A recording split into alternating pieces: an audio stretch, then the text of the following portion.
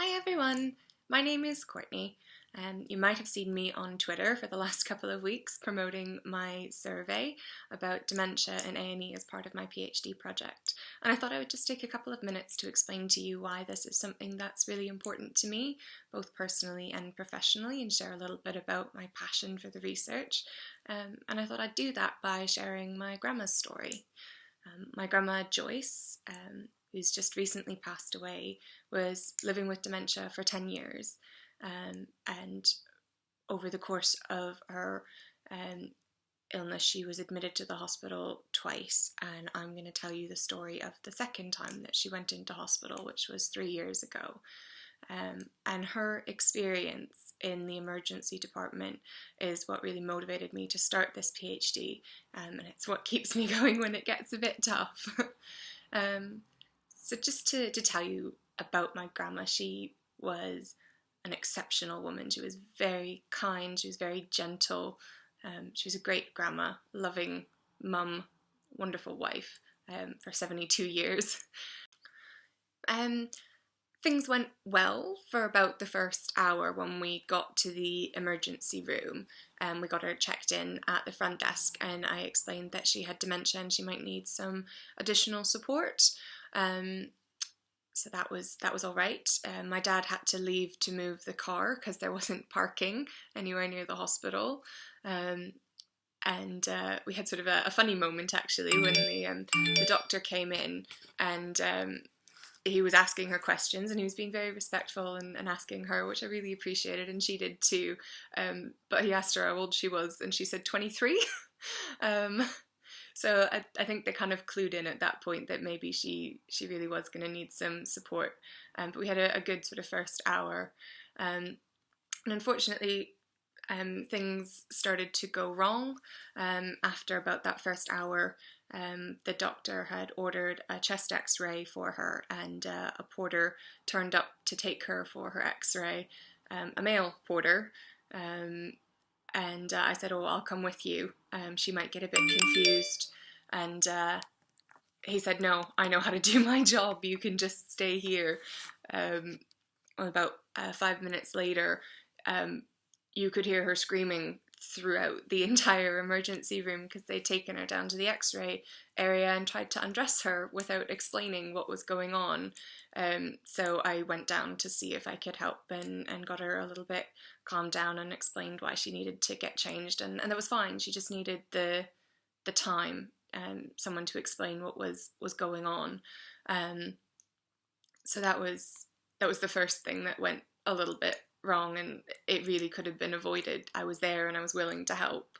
But we got her back to her bay where she was waiting to see the doctor again, and a nurse came by to put in an IV, which again she didn't understand, so she kept trying to take out.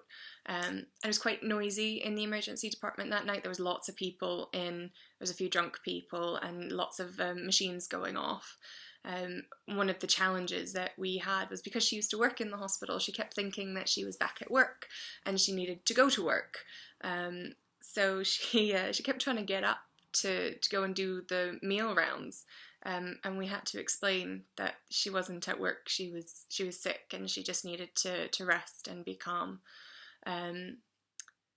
They didn't give her the medication that she usually takes at night, so her blood pressure went way up and she missed 2 other doses of medication that she was supposed to take every day.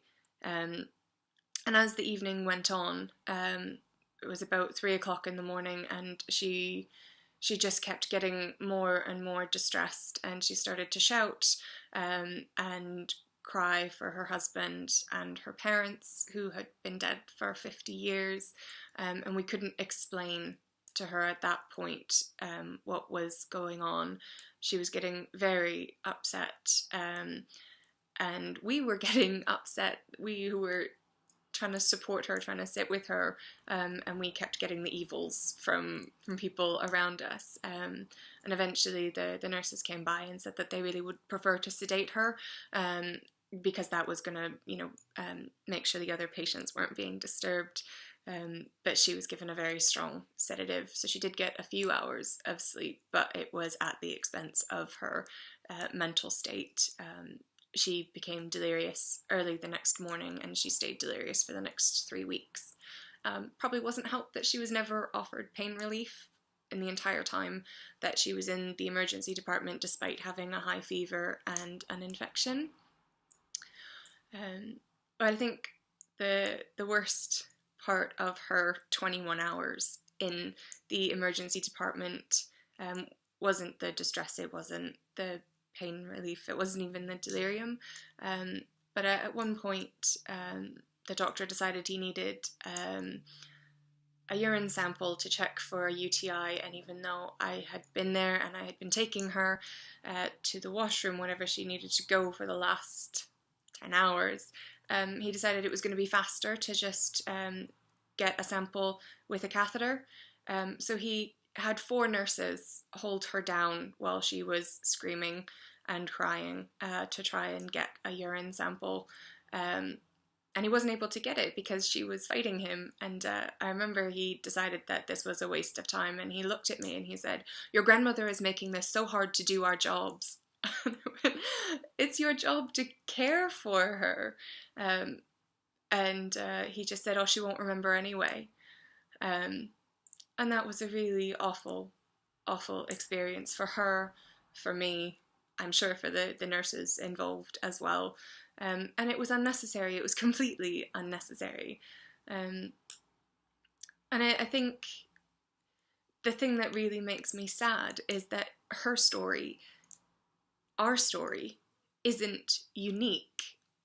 In the last 18 months, I've been talking to people around the country about their experience of taking their relatives with dementia to A&E, and I hear the same things over and over again, and I know we can do better. I genuinely believe we can do better, because I've never met a doctor or a nurse who didn't want to provide the best possible care for the patients who they're looking after. And I think we need to take a look at the system that we're providing care in to make sure that we're enabling the doctors and nurses to do that.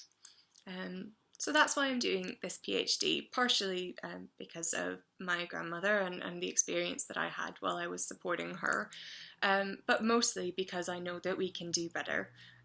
I genuinely believe that, and this is a real opportunity to make some positive changes.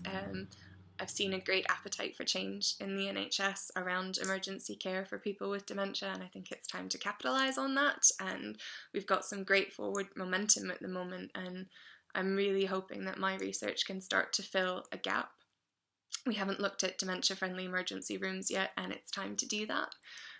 So the best support I could ask from you would be to help me get my survey out to people. It's the first stage in a multi-stage research project.